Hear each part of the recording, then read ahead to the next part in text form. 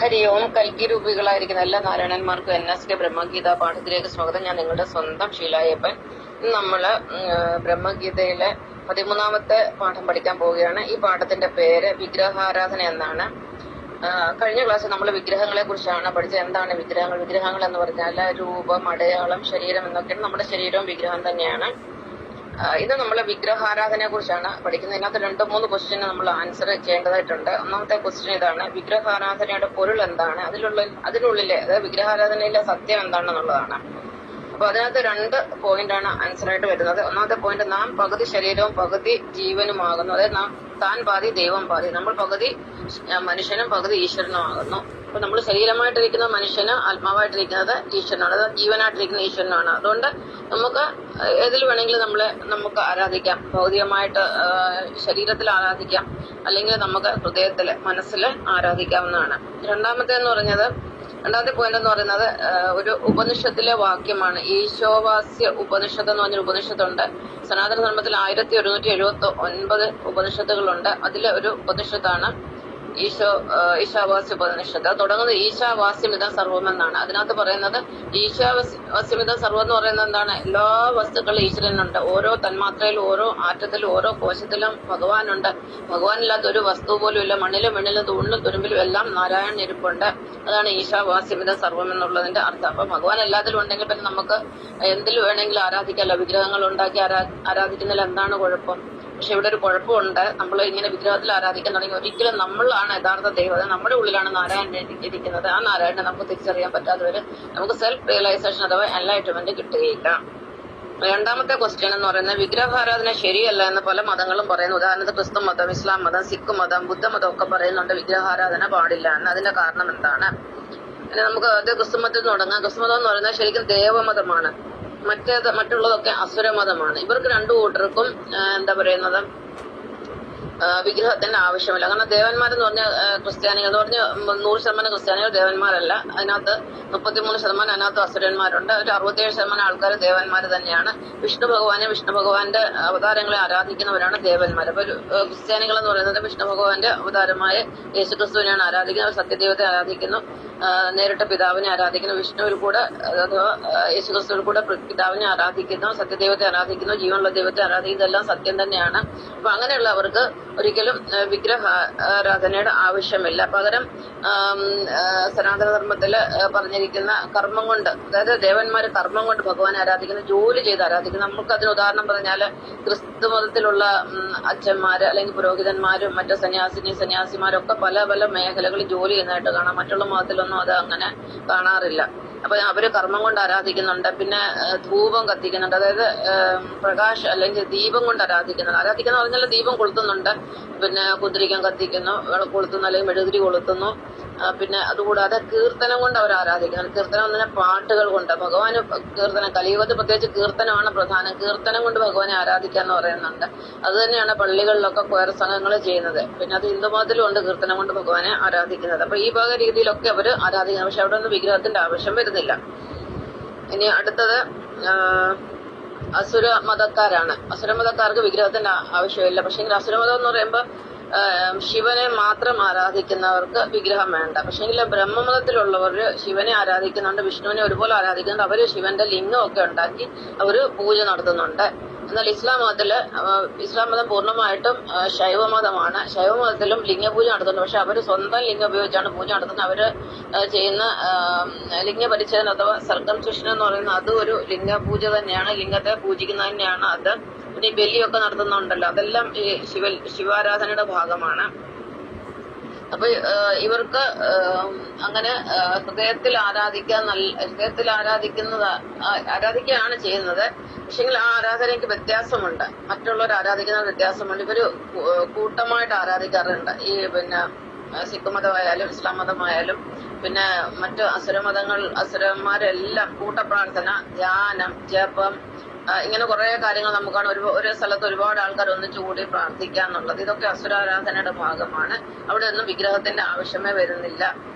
പിന്നെ അടുത്തായിട്ട് ബ്രഹ്മമതത്തിലുള്ളവര്, അവർക്കാണ് വിഗ്രഹം വേണ്ടി വരുന്നത്. അവര് ബ്രഹ്മാവിനെ ആരാധിക്കുന്നതിനാല് ബ്രഹ്മാവ് സൃഷ്ടിച്ചതിനെ എല്ലാം അവര് വിഗ്രഹത്തിൽ ആരാധിക്കുന്നു. ഭഗവാനെ അവര് വിഗ്രഹത്തിലാണ് ആരാധിക്കുന്നത്. ഇതാണ് വിഗ്രഹാരാധന ശരിയല്ല എന്ന് പറയുന്നത്. കാരണം ദേവന്മാരെ അസുരന്മാരെ സംബന്ധിച്ചിടത്തോളം വിഗ്രഹാരാധന ശരിയല്ല. പക്ഷെങ്കിൽ ബ്രഹ്മന്മാരെ സംബന്ധിച്ചിടത്തോളം വിഗ്രഹാരാധന അവർക്ക് ശരിയാണ്. അതിൽ കുഴപ്പമൊന്നുമില്ല. കാരണം ഭഗവാന്റെ ശരീരം നമ്മുടെ ശരീരം തന്നെയാണ്. വിഗ്രഹങ്ങൾ തന്നെ ആരാധിക്കുന്നതുകൊണ്ട് കുഴപ്പമില്ല. ഇനി അടുത്ത ക്വസ്റ്റ്യൻ, മൂന്നാമത്തെ 2 ക്വസ്റ്റ്യൻ നമ്മൾ കംപ്ലീറ്റ് ചെയ്ത്. ഒന്നാമത്തെ വിഗ്രഹാരാധനയുടെ പൊരുൾ, രണ്ടാമത്തെ വിഗ്രഹാരാധന ശരിയല്ല എന്ന് പറയുന്നതിന്റെ കാരണം മനസ്സിലായെന്ന് ഞാൻ വിചാരിക്കുന്നു. കാരണം ദേവന്മാർക്കും അസുരന്മാർക്കും വിഗ്രഹാരാധനയുടെ ആവശ്യമില്ല. അവർ നേരിട്ട് ദൈവത്തെ ആരാധിക്കുന്നു. ക്രിസ്തു മതമാണ് ദേവമതം, അവർ നേരിട്ട് ഭഗവാനെ ആരാധിക്കുന്നു. ഇസ്ലാം മതം അല്ലെങ്കിൽ മറ്റു മതക്കാര് ശിവനിൽ കൂടെ ഭഗവാനെ ആരാധിക്കുന്നു. അപ്പൊ അവർക്ക് അവിടെ വിഗ്രഹത്തിന്റെ ആവശ്യമില്ല. പക്ഷെ ബ്രഹ്മന്മാരെന്ന് പറയുന്നവര്, അതായത് ഹിന്ദു മതത്തിലുള്ളവർക്കാണ് വിഗ്രഹത്തിന്റെ ആവശ്യം വരുന്നത്. കാരണം അവര് ശിവനെയും വിഷ്ണുവിനെയും അവർ ഒരുപോലെ ആരാധിക്കുന്നവരാണ്. അതാണ് അതിന്റെ ഒരു പ്രധാനപ്പെട്ട കാരണം. ഇനി മൂന്നാമത്തെ ക്വസ്റ്റ്യന്, വിഗ്രഹാരാധന എന്ന് മുതലാണ് തുടങ്ങിയത്? അതായത് ഇപ്പം നമുക്കറിയാം 4 യുഗങ്ങൾ ചേർന്നാണ് ചതുർയുഗം എന്ന് പറയുന്നത്. ആദ്യത്തെ യുഗം എന്ന് പറയുന്നത് സത്യയുഗം, പിന്നെ ത്രേതായുഗം, ദ്വാപരയുഗം, കലിയുഗം. ഇത് കലിയുഗമാണ്. ഇത് എത്രാമത്തെ കലിയുഗമാണെന്നറിയാം? ആദ്യത്തെ സൈക്കിൾ, അതായത് പ്രപഞ്ചത്തിന്റെ രചനയ്ക്ക് 1000 സത്യയുഗം, 1000 ത്രേതായുഗം, 1000 ദ്വാപരയുഗം, 1000 കലിയുഗം. ഇത് ഇത്രയും കഴിഞ്ഞു. 1000 സത്യയുഗം കഴിഞ്ഞു, 1000 ത്രേതായുഗം കഴിഞ്ഞു, 1000 ദ്വാപരയുഗം കഴിഞ്ഞു. ഇത് 1000ാമത്തെ കലിയുഗമാണ്. ഇതോടുകൂടി തീരുകയാണ്. പ്രപഞ്ചത്തിന്റെ ഒരു പകല് തീരുകയാണ്. പ്രപഞ്ചത്തിന്റെ ജനനം അവസാനിക്കുകയാണ്. പ്രപഞ്ചം ഇനി മരിക്കാൻ തുടങ്ങുകയാണ്.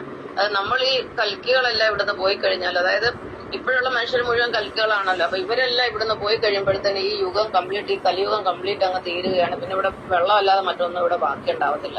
പിന്നീട് ഇനി ഈ യുഗം വീണ്ടും ഇതുപോലെ ജനിച്ച് നമ്മൾ വീണ്ടും ഇവിടെ വരാൻ 864 കോടി വർഷം നമുക്ക് കാത്തിരിക്കേണ്ടി വരും.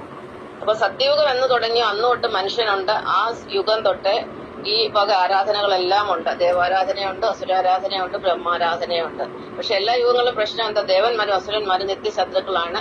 ഈ ദേവന്മാരുടെ ആരാധന അസുരന്മാർക്ക് ഇഷ്ടമല്ല. അപ്പൊ ദേവന്മാരുടെ ആരാധനാലയങ്ങൾ നശിപ്പിക്കുക. പിന്നെ അതുപോലെ അന്ന് പണ്ടുകാലത്ത് പിന്നെ ക്രിസ്തുമതം എന്നൊന്നും പറഞ്ഞ മതമല്ലല്ലോ. അന്ന് ദേവന്മാരും അസുരന്മാരും ബ്രഹ്മന്മാരും 3ആയിട്ട് ഇങ്ങനെ ഇരിക്കുകയാണ്. അപ്പം ദേവന്മാരെന്ന് പറയുന്ന അവര്, അതിലെ മഹർഷിമാരൊക്കെ ഉണ്ട്. അവര് യാഗം നടത്തും, യജ്ഞം നടത്തും. പിന്നെ അതുപോലെ അവര് ജപിക്കുകയും ധ്യാനിക്കുകയും ഒക്കെ ചെയ്യുന്നുണ്ട്. പക്ഷെ ഇവര് എല്ലാം ധ്യാനം മുടക്കുക, ഇവരുടെ ആശ്രമത്തിന് തീയിടുക, ഇവരുടെ യാഗശാല യജ്ഞകുണ്ടത്തിലൊക്കെ കൊണ്ട് ചോര കൊണ്ടൊഴിക്കുക, അസ്ഥി കൊണ്ട് വിതറുക, അല്ലെ മാംസം കൊണ്ടിടുക. അങ്ങനെയൊക്കെ ഇവരെ എല്ലാ രീതിയിലും ശല്യപ്പെടുത്തുന്നവരായിരുന്നു അസുരന്മാർ. ഇന്ന് അവര് പുനർജനിച്ച് വീണ്ടും വന്നിരിക്കും. ഇന്ന് അവര് ഈ ദേവന്മാരെ കൊല്ലുക. ഇപ്പൊ തന്നെ ഇന്നലെ തന്നെ സുഡാനിലൊക്കെ 2000 പേരെ കൊന്നെന്ന് പറയുന്ന, അവരെ ചോരയൊക്കെ അവിടെ ഒഴുക്കുന്നു. അപ്പൊ ഇവര് ഇന്ന് ദേവന്മാരും അസുരന്മാരും നിത്യശത്രുക്കളായിട്ടാണ് ഓരോ യുഗത്തിലും നിൽക്കുന്നത്. അപ്പൊ ഓരോ യുഗത്തിൽ ഇവരെ ശല്യം സഹിക്കാൻ വരുമ്പോഴാണ് വിഷ്ണു ഭഗവാൻ അവതാരം എടുത്ത് ഇവരെ കൊല്ലുന്നത്. അപ്പൊ ആദ്യത്തെ സത്യയുഗത്തിൽ ഭഗവാൻ കുറെ അവതാരം എടുത്തിട്ടുണ്ട്. അന്ന് ഉണ്ടായിരുന്നാണ് ഹിരണ്യാക്ഷനും ഹിരണ്യകശിപുവും ഒക്കെ. അവര് ഇതുപോലെ അവര് പറയുന്നത് ഞങ്ങളല്ലാതെ വേറെ ദൈവമൊന്നുമില്ല, വേറെ ഞങ്ങളല്ലാതെ മറ്റു ദൈവങ്ങളെ ആരാധിക്കാൻ പാടില്ല. അവര് ശിവനാണ്. അവര് പറയുന്നത് ശിവനല്ലാതെ വേറെ ദൈവമില്ല, അതുകൊണ്ട് മറ്റു വിഷ്ണുവിനെ ആരാധിക്കാൻ പാടില്ല എന്നാണ് അവര് പറഞ്ഞ് നടന്നത്. പക്ഷെ അവസാനം വിഷ്ണു ഭഗവാൻ തന്നെ വന്ന് ഇവന്മാരെ എല്ലാം കൊല്ലുകയാണ് ഉണ്ടായത്. ഹിരണ്യാക്ഷനെയൊക്കെ കൊന്നല്ലോ. ഹിരണ്യാക്ഷനെ, ഹിരണ്യകശിപുവിനെ ഒക്കെ നരസിംഹാവതാരം എടുത്താണ് ഭഗവാൻ ഹിരണ്യകശിപുവിനെ കൊല്ലുന്നത്. പിന്നെ ത്രേതായുഗത്തിൽ വന്നപ്പം വീണ്ടും സത്യയുഗത്തിലെ അസുരന്മാരെല്ലാം ജനിച്ച് ത്രേതായുഗത്തിൽ വന്ന രാക്ഷസന്മാരായിട്ട് വന്ന് അവരെ ശ്രീരാമചന്ദ്രനായിട്ട് ഭഗവാൻ അവതാരം എടുത്ത് കൊന്നു. പിന്നെ അവര് വീണ്ടും ജനിച്ചു ദ്വാപരയുഗത്തില് അസുരന്മാരായിട്ട് വീണ്ടും ജനിച്ച് ഇവരെല്ലാം ശ്രീകൃഷ്ണ ഭഗവാൻ വന്നു കൊന്നു. എന്ന് പറഞ്ഞാൽ ഇപ്പം കലിയുഗത്തിൽ ഇവര് വീണ്ടും ജനിച്ചിരിക്കുകയാണ് അസുരന്മാരായിട്ട്. തീവ്രവാദികളായിട്ടും പിന്നെ മാവോയിസ്റ്റുകളായിട്ടും പിന്നെ കൊലപാതകളായിട്ടുണ്ട്, കമ്മ്യൂണിസ്റ്റിനകത്ത് എല്ലാത്തിലും ഉണ്ട് അസുരന്മാർ. എല്ലാ മതത്തിലും എല്ലാ ജാതിയിലും എല്ലായിടത്തും അസുരന്മാരുണ്ട്. ഇവരെ നശിപ്പിക്കാൻ വേണ്ടി ഭഗവാൻ കൽക്കിയായിട്ട് അവതരിച്ചിട്ടുണ്ട്. പക്ഷെ ഭഗവാൻ ഒന്നും ചെയ്യത്തില്ല. ഭഗവാൻ റിമോട്ട് കൺട്രോൾ വെച്ചിട്ട് ഭഗവാൻ അവിടെ ഇരുന്നുകൊണ്ട് എല്ലാം ചെയ്യിക്കുന്നതേ ഉള്ളൂ. ഭഗവാൻ മനസ്സുകൊണ്ട് വിചാരിക്കുന്ന കാര്യങ്ങളൊക്കെ ഓരോരുത്തരും നടപ്പിലാക്കും, അത്രേ ഉള്ളൂ. ഭഗവാന്റെ മനസ്സെന്ന് പറഞ്ഞാൽ റിമോട്ടാണ്. കാരണം നെറ്റ് എങ്ങനെ ഈ ലോകം മൊത്തം വ്യാപിച്ചു കിടക്കുന്നത്, അതുപോലെയാണ് എല്ലാ മനസ്സുകളും വ്യാപിച്ചു കിടക്കുന്നത്. ഇവിടെ ഇരുന്നിട്ട് ഒരു ജീവനകത്ത് റിമോട്ട് കൊണ്ട് നമുക്ക് ദൂരെ ഇരിക്കുന്ന മറ്റൊരു വസ്തുവിനെ നിയന്ത്രിക്കാമെങ്കിൽ ജീവനുള്ള മനസ്സുകൊണ്ട് നിയന്ത്രിക്കാനാണോ പ്രയാസം? ഇപ്പൊ നമ്മളിവിടെ നിന്ന് ഈ ഫോണിൽ കൂടെ സംസാരിക്കുന്നു, അത് പിന്നെ ഒരു കമ്പിയില്ലാ കമ്പിയാണ്. ഈ വായുവിൽ കൂടി ജീവനില്ലാത്ത നമ്മുടെ ഈ തരംഗങ്ങൾ തന്നെ പോയി സ്ഥലത്ത് പോയി കൃത്യമായ മൊബൈലിൽ അവിടെ ചെന്നിട്ട് അതിന്റെ നമ്മൾ പറയുന്ന കാര്യങ്ങൾ അവിടെ പ്രതിഫലിക്കുന്നു. അല്ലെങ്കിൽ അതവിടെ നമുക്ക് വീണ്ടും കേൾക്കാം. ഞാൻ പറയുന്ന സ്വരം അല്ലെ നമ്മുടെ ബന്ധുക്കാർക്ക് കേൾക്കാം, അല്ലാതെ ഫ്രണ്ട്സിന് കേൾക്കാം. ഇവിടെ നിൽക്കുന്നത് അവിടെ കേൾക്കാം എന്ന് പറഞ്ഞാൽ നമ്മുടെ മനസ്സിന് അതിനെക്കാട്ടി വേഗതയാണ്. മനസ്സുകൊണ്ട് നമ്മൾ എന്ത് വിചാരിക്കുന്നു അത് നമ്മൾക്ക് ചെയ്യാൻ പറ്റും. നമ്മുടെ മനസ്സുകൊണ്ട് ഈ അസുരന്മാരെല്ലാം നശിപ്പിക്കണം നമ്മൾ തീരുമാനം എടുത്തിട്ടുണ്ടെങ്കിൽ തീർച്ചയായിട്ടും അത് നടന്നിരിക്കാൻ യാതൊരു സംശയമില്ല. അതിനുള്ള എല്ലാ വട്ടങ്ങളും ഭഗവാൻ ഒരുക്കി വെച്ചിട്ടുണ്ട്. ലോകമെല്ലാം എമ്പാടും അസുരന്മാരുടെ നാശം നടന്നുകൊണ്ടിരിക്കുകയാണ്. അപ്പൊ എല്ലാ യുഗത്തിലും ദേവന്മാരും അസുരന്മാരും തമ്മിൽ പ്രശ്നമാണ്, ഇപ്പോഴും പ്രശ്നമാണ്. ഇപ്പൊ ഈ അസുരന്മാരാണ് എല്ലാവരെയും കുറ്റം പറയുന്നതും കൊലപാതകം ചെയ്യുന്നവരും ഈ ബലാത്സംഗം ചെയ്യുന്നവരും ഒക്കെ ഭൂമിയിലെ അസുരന്മാരാണ്. ഇവർക്ക് ദേവന്മാരെ ഇഷ്ടമല്ല. അവർ ദേവന്മാരെന്ത് നന്മ ചെയ്താലും അവരെ കുറ്റം പറയുക, അവരെ തരം താഴ്ത്തുക, അവരെ കൊല്ലാൻ നടക്കുക, ഇതൊക്കെയാണ് ഇന്നും അവരുടെ സ്വഭാവം. ഇവര് സത്യയുഗം തൊട്ടുള്ള അസുരന്മാരാണ് ഇപ്പം വന്നിരിക്കുന്നത്. പക്ഷെ ഇത് സാധാരണ മനുഷ്യന് ഇവരെ തിരിച്ചറിയാൻ പറ്റുന്നില്ല. കാരണം ഇവർക്ക് ധർമ്മവും അധർമ്മവും സത്യവും അസത്യവും ന്യായവും അന്യായവും നീതിയും അനീതിയും എല്ലാം അറിഞ്ഞെങ്കിൽ മാത്രമേ നമുക്ക് ഇവരെ തിരിച്ചറിയാൻ പറ്റത്തുള്ളൂ. അതിന് നമുക്ക് ആത്മജ്ഞാനം കിട്ടണം. ഓക്കെ, അപ്പൊ ഇതാണ് ഇന്നത്തെ പാഠം. അപ്പൊ വിഗ്രഹാരാധന എന്നോട്ട് അതെങ്ങനെ വെച്ചാൽ എല്ലാ യുഗത്തിലും ഉണ്ട്. യുഗങ്ങളായിട്ട് വിഗ്രഹാരാധന നടത്തുന്നുണ്ട്. ഇനി വേറെ ഉദാഹരണം പറഞ്ഞു കഴിഞ്ഞാല് പണ്ട് കാലത്തൊക്കെ മനുഷ്യന് ആനയെ കാട്ടിലൊക്കെ താമസിക്കുന്ന സമയത്ത് ആനയൊക്കെ പേടിയാണ്. ആ സമയത്താണ് ഗണപതിയുടെ ഒക്കെ ഉത്ഭവം വരുന്നത്. അപ്പം ഗണപതി പോലെ ഒരു ആനയുടെ രൂപം, ആനയും മനുഷ്യനുമായിട്ട് രൂപമൊക്കെ ഉണ്ടാക്കി ആൾക്കാർ ആരാധിക്കാൻ തുടങ്ങി. കാരണം മനുഷ്യന് ഭയങ്കര പേടിയായിരുന്നു പ്രകൃതി ശക്തികളെയൊക്കെ, പ്രകൃതി ശക്തികളെയും മൃഗങ്ങളെയൊക്കെ. അങ്ങനെയൊക്കെയാണ് ഈ ആരാധനകളൊക്കെ തുടങ്ങുന്നത്. അപ്പൊ വിഗ്രഹാരാധന മനുഷ്യൻ എന്നുണ്ടായോ അന്നോട്ട് വിഗ്രഹാരാധനയും ഉണ്ട്. അതൊന്നും നമുക്ക് ഇല്ലാതാക്കാൻ പറ്റത്തില്ല. ഒരു മതക്കാരും വിചാരിച്ചാലും വിഗ്രഹാരാധന ഇല്ലാതാക്കാൻ പറ്റത്തില്ല. ഒരു രീതിയിലുള്ള ആരാധനയും ഇല്ലാതാക്കാൻ പറ്റുന്നതല്ല. ഇത്രയും പറഞ്ഞുകൊണ്ട് നിർത്തുന്നു. നന്ദി, നമസ്കാരം.